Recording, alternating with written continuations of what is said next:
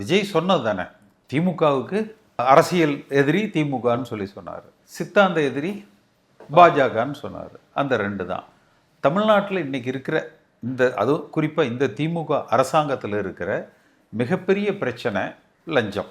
அது கேட்டால் உடனே திமுகவில் என்ன சொல்லுவாங்க, 2016-17 இவங்களுக்கு ஊழல். இப்போ சமீபத்தில் பார்த்துருப்பீங்க, வேலுமணி மீதும் எடப்பாடி பழனிசாமி மீதும் லஞ்ச ஊழல் துறை. திடீர்னு திரு ஸ்டாலின் அவர்களுக்கு ஞானோதயம் வந்து 90 நாளில் சிறையில் அடைப்பேன், ஸ்பெஷல் கோர்ட் அமைப்பேன், இதெல்லாம் பேசினவருக்கு மறந்துட்டார் 4 வருஷம். இப்போ 2 எஃப்ஐஆர் போட்டிருக்காரு. அப்போ அவரும் ஒத்துக்கிறது லஞ்சம் ஊழல்.